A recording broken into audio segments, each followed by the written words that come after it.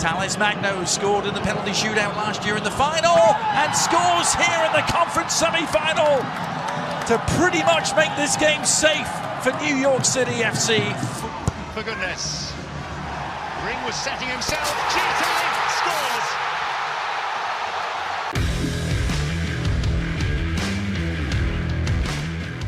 That is a wrap on the Audi MLS Cup playoff semifinals, and our conference finals are officially set with the Philadelphia Union and NYCFC meeting for a rematch in the East, and LAFC hosting Austin FC in the West. I'm Aly Trost Martin, joined by a star-studded cast tonight with former pros Charlie Davies and Calen Carr, and our MLS insider, Tom Bogert. We have Susanna Collins down on the field at Q2 Stadium, who will be joining us for some interviews with the winners. But guys, how about that? Another day of MLS Cup playoffs in the books. Charlie Davies, what's your reaction to how today played out?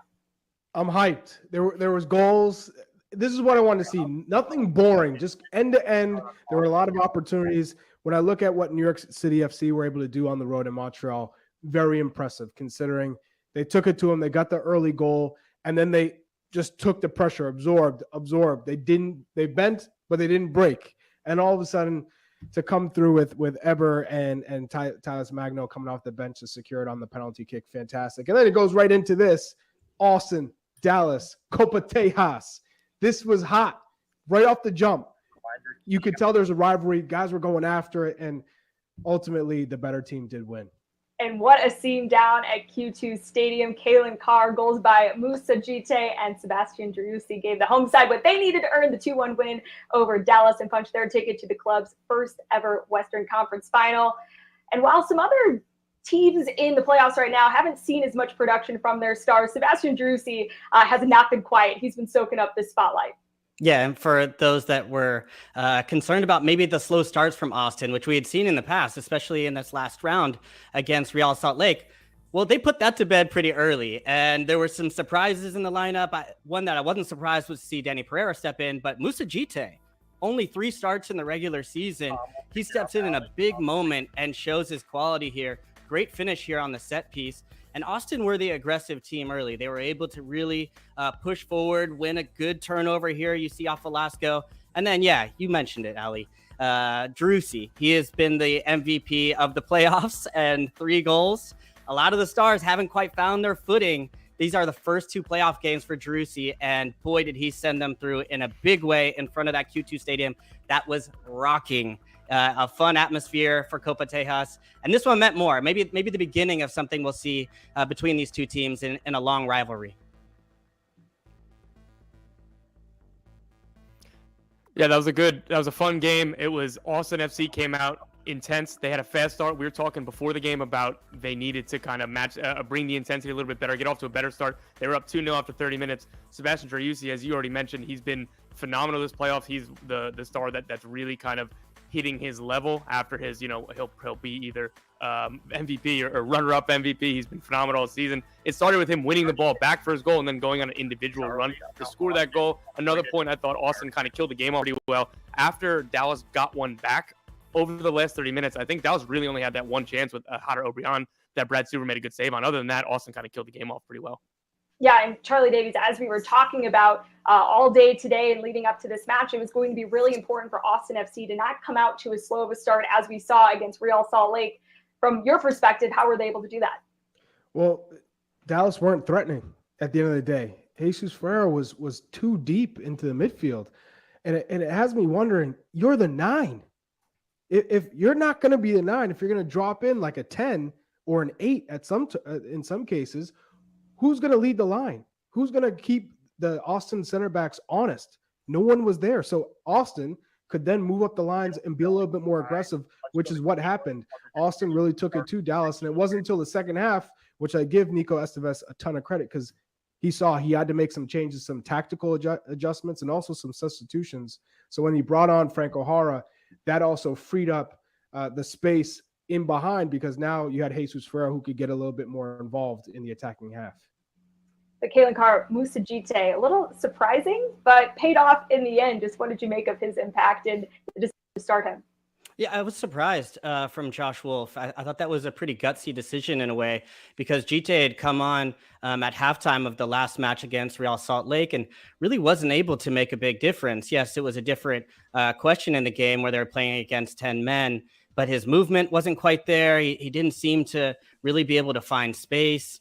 The activity wasn't where you'd like to see it. And, he really hasn't been trusted throughout the season. So to only have 3 starts in the regular season, then get called up for the biggest game of the season, especially when Arudi had been well rested in the first match.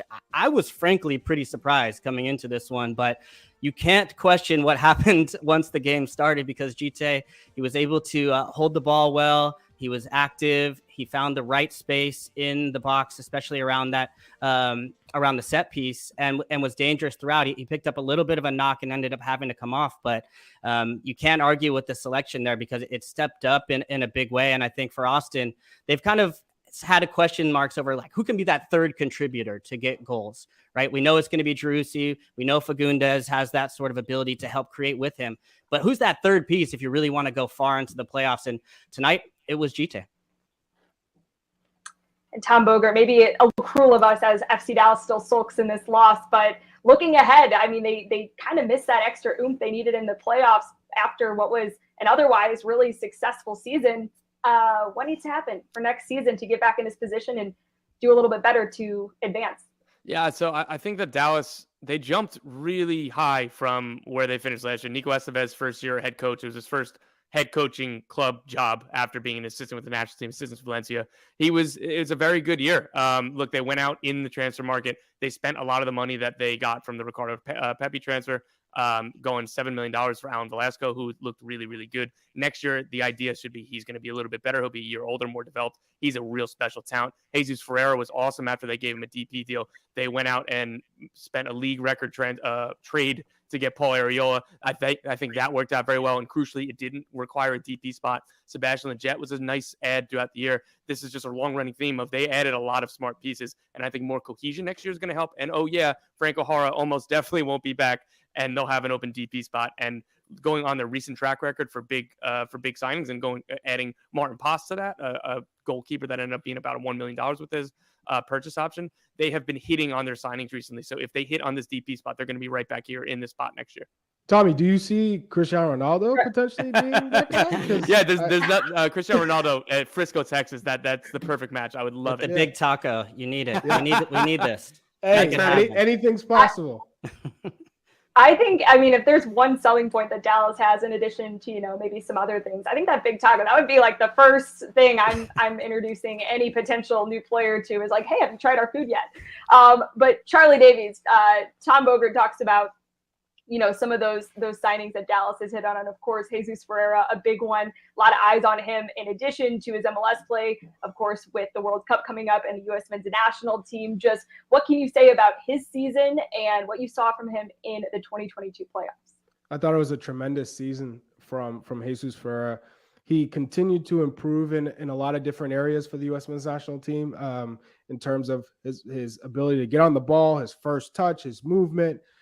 I think his finishing ability, but at the end of the playoffs, at the end of the season, we saw just where he lacks in that efficiency in threatening it, getting in behind, and being a center forward who can play off the center back's shoulders.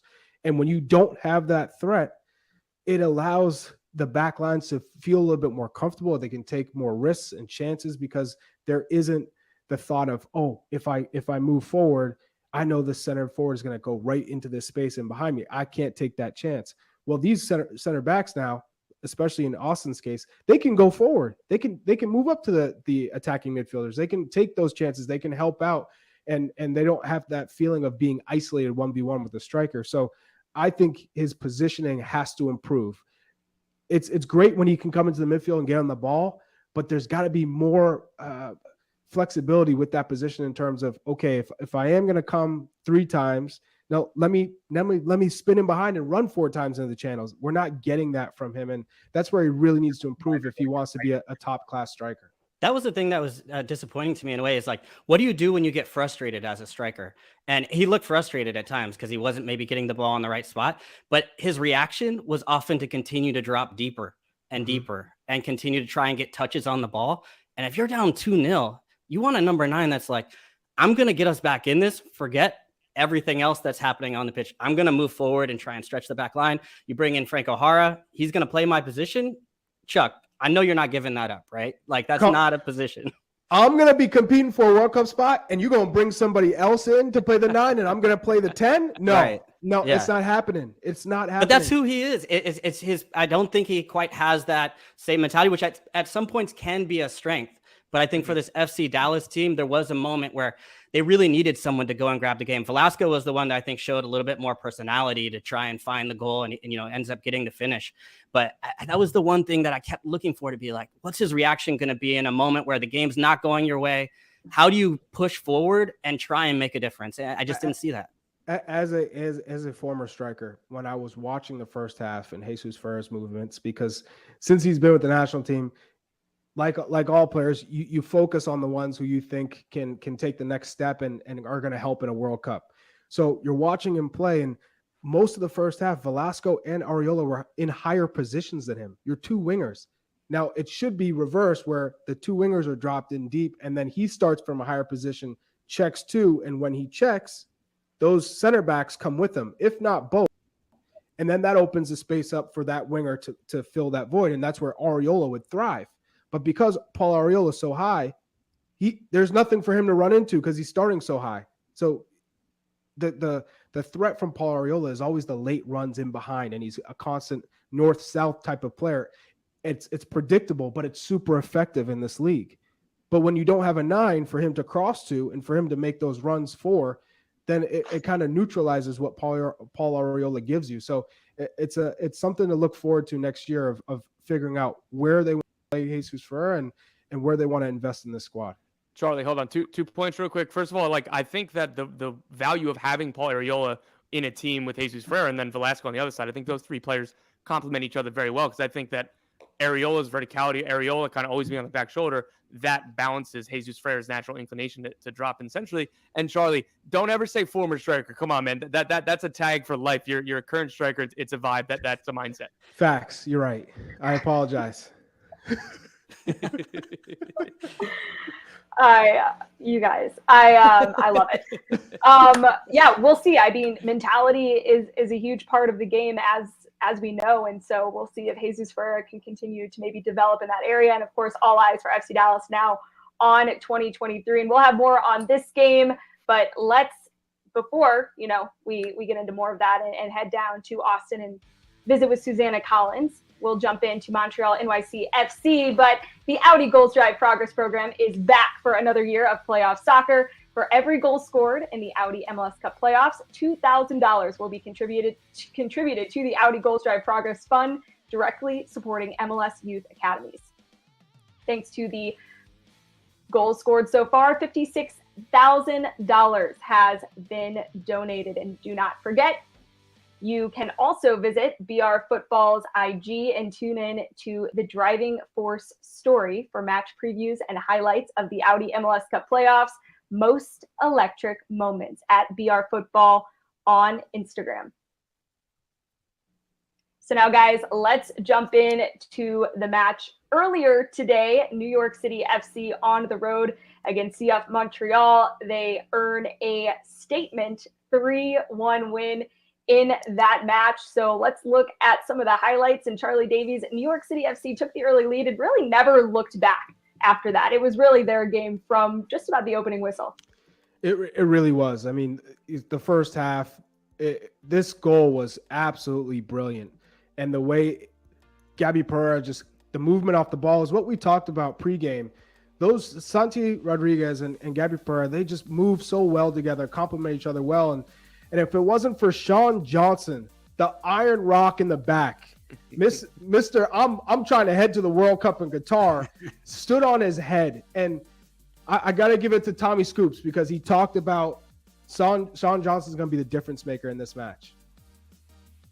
Yeah, the goalkeeping, and you were talking about that first highlight, that first goal. It was really good soccer by NYCFC, but two things can be true. That was really poor goalkeeping, and Maxi Morales had an empty net. And that's what it came down to in this game. You had early in that first half, that was a goalkeeping mistake. And then you had Sean Johnson taking a couple really nice saves on Calen Carr, and that's the difference between these two teams on the day.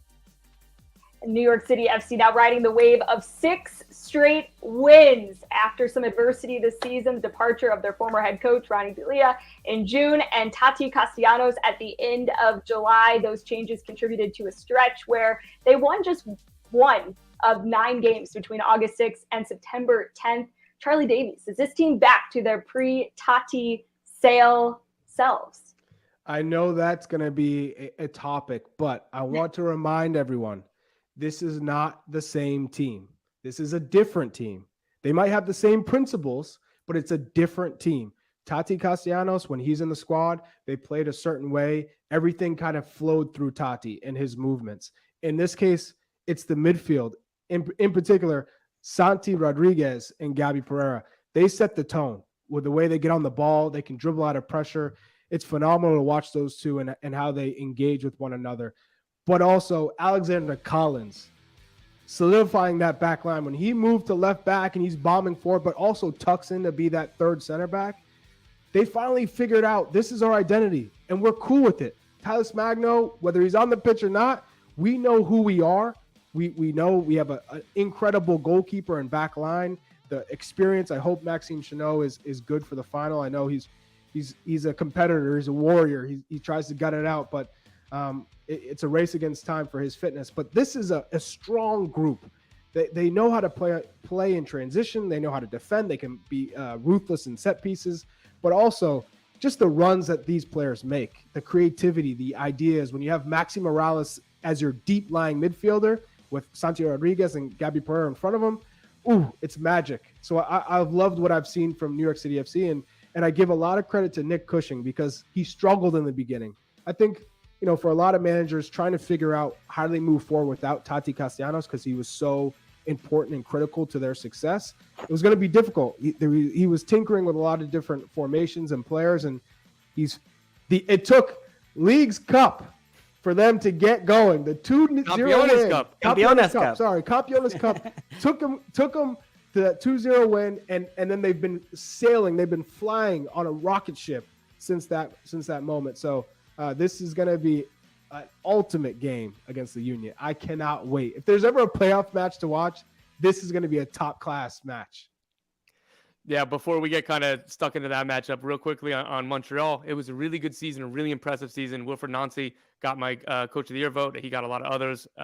We'll see how that kind of shakes out. They had a lot of really good development from players, but they are at an inflection point. This offseason is absolutely crucial, and I have big worries about this club next year.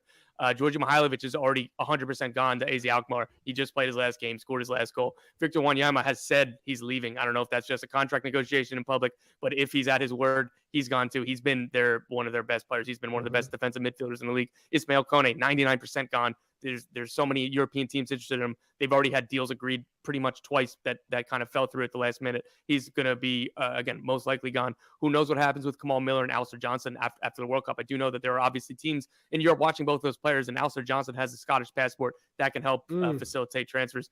Kai Kamar is 38 years old. He's been a really fun story. Are they banking on that again? What happens with all these players? That's like 6-7 starters, and that's 4 or 5 of their best players. Like, I am really worried about what's going to happen with this team in the offseason. It's a big job to replace all those minutes, those talent and that ability and everything else that went in to make this team so special, because they're going to be much different next year. Tom Bogert, want to pick your brain on that just a little bit further. Where would they start in your opinion? Where's the best place for CF Montreal to start? If they're able to somehow replicate getting, a $1 million trade for a player who turns into an MVP candidate, and then also find a homegrown player that nobody knew about 18 months ago that turns into a World Cup player for Canada. If they're able to replicate those 2 moves, they're off to a good start. But that's easy. For me, they need to use their DP spots. Victor Wanyama was their only DP this year. I was saying it all summer, thinking about this window that was closing when everybody assumed that Georgie was going. Everybody assumed Kone was going. Wanyama was out of contract. This wasn't new. I don't understand why they didn't push through and add a DP or at a high level. Just take a big swing. Like we were talking during the game about Emiliano Rigoni. Like, he hasn't been great for Austin, but Austin didn't rest on sitting in second. They went for it. So I don't understand why they didn't do that. They'll have at least 2 DP spots, 3 if Victor Wanyama doesn't come back. So that's where they start, and they have to hit on those high price additions. And now we sit here and wonder, we're CF Montreal just one DP away from advancing to the conference final. But Calen Carr, let's focus on the winners of this matchup, and one of their shining stars in this game, Sean Johnson, was huge for New York City FC in goal. Tom Bogert told us that, hey, it was going to come down to the goalkeepers, and turns out the goalkeeper for NYCFC, whose head coach called him the best in the league, came up big and had a best of the league performance today outside of maybe one goal. Yeah, Tommy Scoops. He doesn't just report on transfers, right? He read this one right, and it is a cliche to say, but playoff games will be decided in the box. And yes, Maxi Morales and Talis Magno and Eber get goals on one side, but there were two big saves from Sean Johnson. This is one of them here. That was world class. I mean, this was on Kone here, who had come in with a goal, was buzzing, makes a fantastic save here. He was just so steady. He had 7 saves in this one, 14 shutouts in the regular season, which was level with Andre Blake. So maybe a little bit overlooked in some ways, which is kind of a classic case for Sean Johnson, which is a weird story. I played with him when he was a rookie in Chicago. Very understated, very mature, even as a rookie. And I was very happy to see his progression over time, getting recognition with the national team, MLS Cup MVP. But Charlie, you were mentioning, fighting for that World Cup spot. This guy is making a case. Sean Johnson is making a case. And yes, he had the flub that needs to be mentioned later on in the game, but they wouldn't have been in that position if he hadn't made those 2 big saves. So I think Sean right now, especially as you peek ahead to this next matchup, a lot of the talk, rightfully so, centered on Andre Blake. Sean Johnson over the last 2 years, especially in the biggest of games, has shown up and gives this NYCFC team a chance at a repeat. Facts. And I'll say that when I watch Sean Johnson play, I think the reason why he kind of flew under the radar is because that back line to me is better defensively than Philadelphia Union's. I think we saw as a perfect case against Cincinnati where, Jack Elliott misses a clearance and Brendan Vasquez goes in, puts it bottom left, 99%. That's going in on any other keeper. Andre Blake comes up with a big save. I think Andre's saves are in most part those acrobatic saves, those shot-stopping saves that prevent, more than likely goals against anyone else. So it's it's really 2 top goalies coming into a competition where they could win the match for their team. That's what we're looking at. We're looking at 2 keepers who could ultimately be the MVP of the match and for their clubs to win. So that's what makes it really an incredible must-watch type of match, because you have those 2. There's not 2 strikers or 2 goal scorers, I'd say, on either team that it wows you in any way. But both teams have quality players who can play the game, expect some tough tackles, but combination plays. I hope Alejandro Bedoya is back as well, and I think everyone expects him to be back. Yeah, Curtin said he's not missing this. Yeah, I mean, he could say that and just try and be playing my games, but I think this one has everything you want in a big match.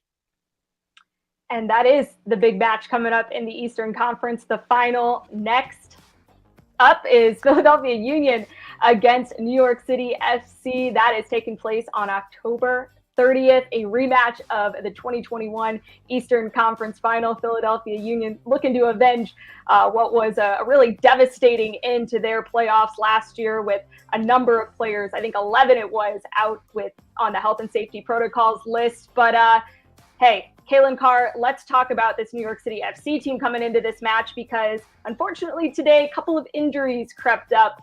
Maxi Morales and Maxime Chenot going down with injury and subbing out early. However, interim head coach Nick Cushing said that it doesn't really look too serious, and regardless of whatever happens with either of those guys, he feels really confident in the impact they'll be able to make, whether it's limited or from the bench. Yeah, well, they'd both be desperate to play. And Maxi Morales, talk about losing Tati. And yes, Eber has stepped up in a big way, but Maxi Morales has been, he's got that clutch gene. I think 5 goals, 6 assists in 14 playoff games. Just continues to find his way into the box. Eber does really well here. Gets a slight touch on that, but just that sort of run and motion from Eber in the box as that true number 9 has given them that freedom to then find other pieces like Maxi Morales. But I've been in that position, Aly, where you go into a playoff game and the hammy's just not quite right. You test it out pregame. The coach asks you if you can play. And you probably you're not going to make it all the way. It's more a matter of, it's not an if, it's a when you come out. But you want to give everything you have. It's desperation time. That's what the playoffs are. So Chanot, he actually did a good job, even on the play that he gets injured on, challenging Kai Kamara. And it allowed NYCFC to play more advanced and push forward to really make Montreal uncomfortable. Then you get the lead. He comes out and he becomes a coach in the penny on the sideline. But you've sacrificed so much that you're just desperate on the sideline, hoping that the team can hold on to it. So I know what that's like. I'm sure he'll be desperate to get back into the team. I actually think as you look ahead, though, this is where the number one seed begins to pay off a little bit and where Philadelphia might have an advantage. I always said it's actually a disadvantage at the beginning of the playoffs because the other teams come in buzzing with some playoff sweat. It's later on where these little injuries from playing that extra match, maybe you get hurt in the first one, you're okay for the second, then you got to come off. How are you for the third? Who's available? Who's in? Who's out? Whereas Philadelphia, they're going the other way. Alejandro Bedoya might be back in. So that's where I think later on the higher seed starts to pay off for teams like Philadelphia and maybe LAFC. We'll find out if it pays off next Sunday, 8 p.m. Eastern on FS1. But Tom Bogert, like I mentioned, for Philadelphia Union, this match certainly carries a little bit more, just motivation after the way their season ended last year, having so few players available for that Eastern Conference Eastern Conference final game against New York City FC. How motivated is this Philadelphia Union side by how their season ended last year?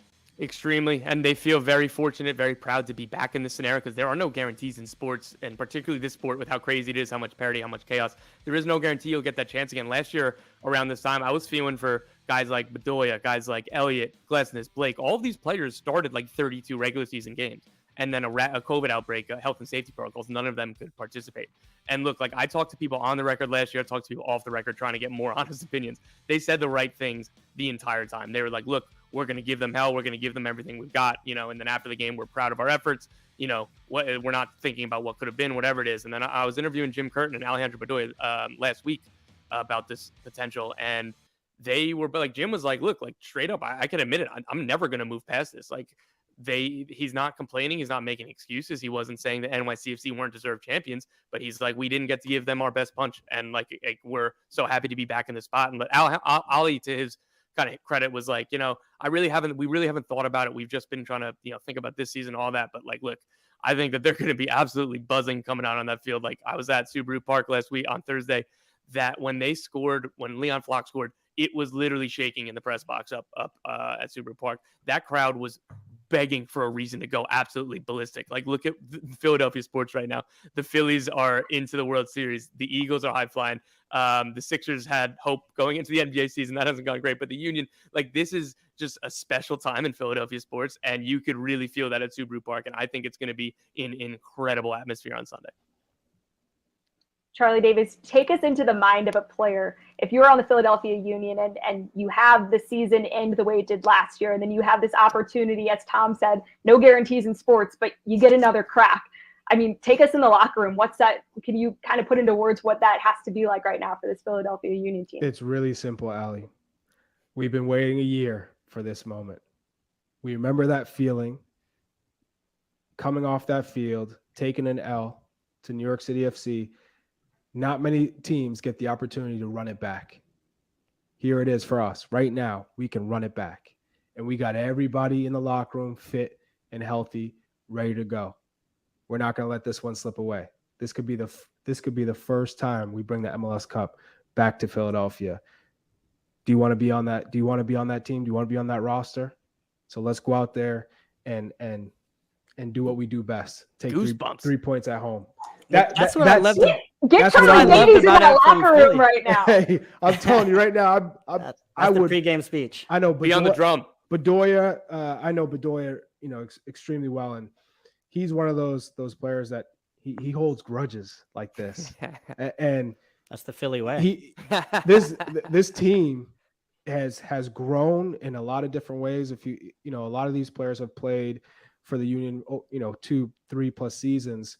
So they understand what it's all about to be a part of a Philadelphia sports team.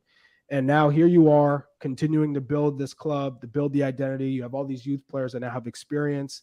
You have all these players who have grown under Jim Curtin. Jim Curtin himself has grown into a top manager in Major League Soccer, and it's taken some ups and downs. But he's gotten better for it. He's such a good person. So you always want him to do well.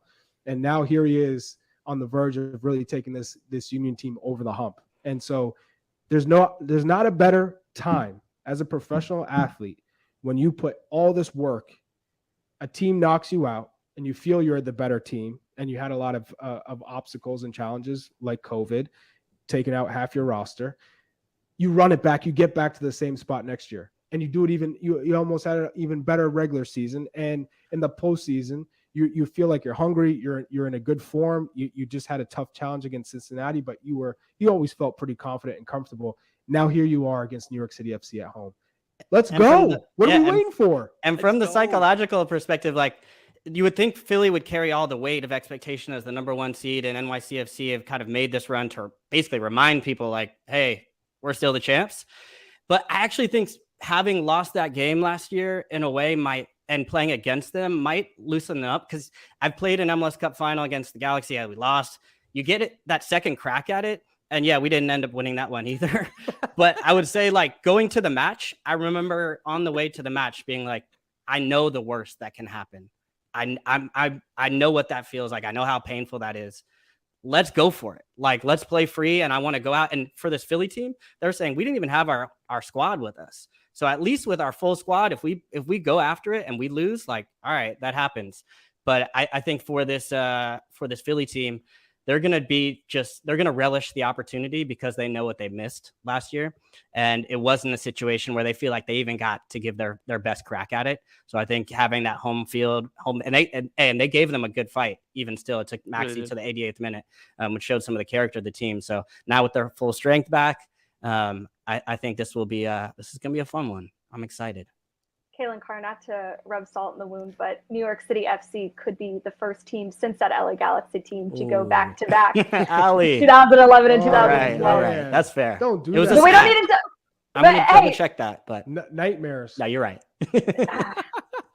I was like, it happens every year, Aly. Don't worry about it. Yeah, this happens. Hey, I went down to the Galaxy too. So yeah, there's no shame. We're together on this. Yeah. Right, well, the Galaxy went down this year, and LAFC are now going to play host in the Western Conference Final to Austin FC. Austin was one of only 2 teams to beat LAFC at Bank of California Stadium this season. 8-7-2 on the road this year as well. Charlie Davies, what does this Austin team need to do to replicate that success and advance to their first ever MLS Cup final? Well, what we saw in the first leg or the first game of the season in this matchup on May 18th, when Austin won in LA at the Bank, they won off of a set piece, the corner kick. It was a failed clearance, and Gabrielson scores, and then off a counter.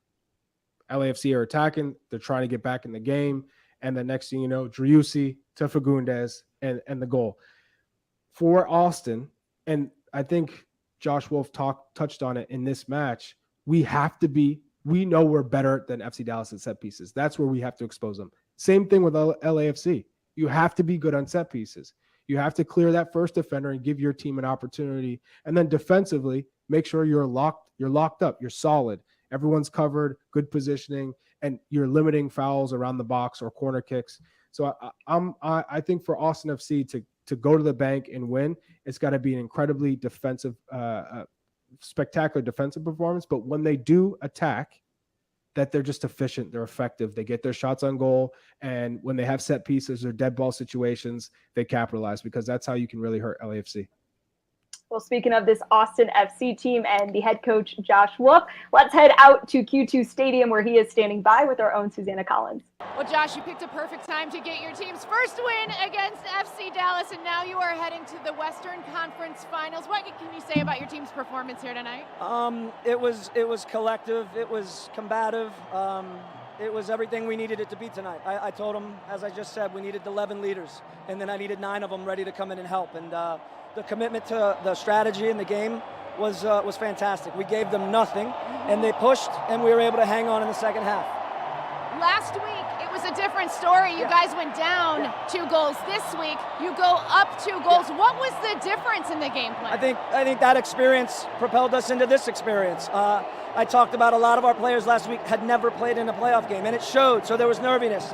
But all year, they've done it They're the same players they've been all year. We've been doing this all year. And I told them, you're nothing extraordinary again. Just go out and do what you do at an excellent level. I want to ask about Moussa Djite, because a lot has been made about secondary scoring in this, and this is a guy that consistently rises to the occasion, scores a huge goal for you here tonight. Why is he so important to this team? Well, I think we have variety with the types of forwards that we have. We knew what Dallas is about. We know they like to press.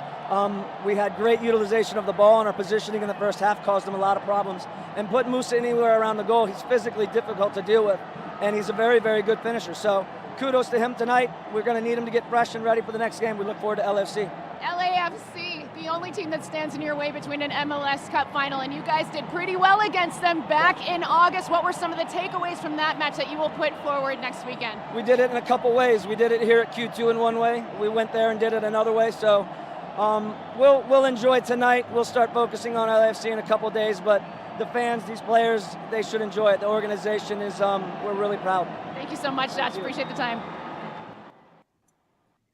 Tom Bogert, the word that comes to mind in listening to head coach Josh Wolf talk is experience. He talked about the experience his team gained from that match against Real Salt Lake, and then the experience that they've had against this LAFC team, good experiences in 2022. In your opinion, how does that experience play to Austin FC's favor, or do you see it maybe going another way as they travel to LAFC? Yeah, I mean, we've watched this team grow up in front of our eyes all season long.